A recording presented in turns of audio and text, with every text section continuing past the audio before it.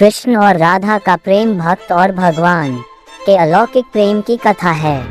गोकुल के कान्हा और बरसाने की राधा का प्रेम हिंदू आध्यात्मिक जगत के प्रेम तत्व का प्रतिनिधि है। कृष्ण जब बांसुरी बजाते तो राधा खींची चली आती। कृष्ण अपनी राधा से मिलने बरसाने जाते और राधा अपनी सखियों के साथ कृष्ण के दर्शन करने यमुना किनारे आती। ग्वाल बाल मंडली के साथ कृष्ण होली खेलने बरसाने जाते और राधा की सखियां डंडों से कृष्ण सखाओं की खूब खबर लेती। वृंदावन का पत्ता पत्ता बूटा बूटा उनके प्रेम का साक्षी है। रास रचया ने ही वृंदावन के अरण्यों में ही रास रचाया, जहाँ से राधा और कृष्ण का अलौकिक प्रेम पूरे विश्व में व्याप्त हो गया। कृष्ण गोकुल छोड़ मथुरा में आ गए। राधा और कृष्ण अलग हुए, लेकिन सिर्फ दुनिया के लिए। राधा के हृदय में कृष्ण इस तरह बसे हुए थे कि राधा जब भी उनका स्मरण करती वे उपस्थित हो जाते हैं। उनके प्रेम की पराकाष्ठा ही थी कि मथुरा के लोग कृष्ण को प्राप्त करने के लिए राधा नाम जपने लगे। कहने लगे, राधा राधा रटो चले आएंगे बिहारी। राधा जी को निर्गुण ब्रह्म का ज्ञान देने के लिए उद्धव जी वृंदावन पहुँचे तो उन्हें राधा ही नहीं हर एक गोपी के साथ कृष्ण के साक्षात्कार हुए।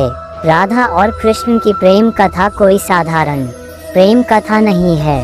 कृष्ण इस जगत का प्रतीक है तो राधा प्रकृति का, कृष्ण भुवन प्रकाश है तो राधा शक्तिमती। कृष्ण और राधा की कथा सिर्फ प्रारंभ की कथा नहीं है, ये कथा निरंतर है।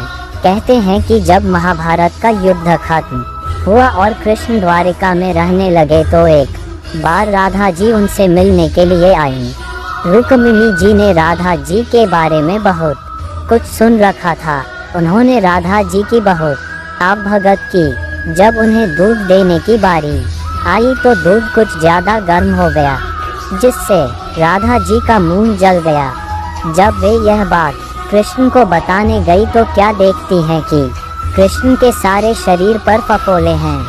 राधा और कृष्ण का प्रेम, राधा कृष्णा का प्यार अनंत प्रेम का उदाहरण है। प्रेम इतना विराट और गहरा था कि कृष्ण राधा हो गए और राधा कृष्ण हो गई। दोनों के बीच का भेद ही समाप्त हो गया। कृष्ण सिर्फ कृष्ण नहीं रहे, वे राधा वल्लभ हो गए।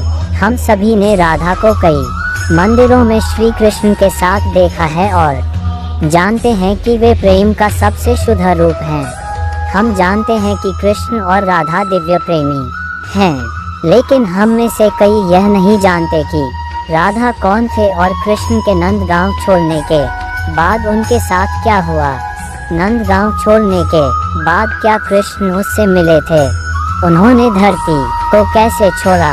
इन प्रश्नों के उत्तर बहुत स्पष्ट नहीं है कि राधा कौन था और वह इस धरती पर कैसे आई और क्यों। इस संदेह का कारण ये है कि राधा के बारे में हमारे पौराणिक ग्रंथों या पुराणों में बहुत कम जानकारी है।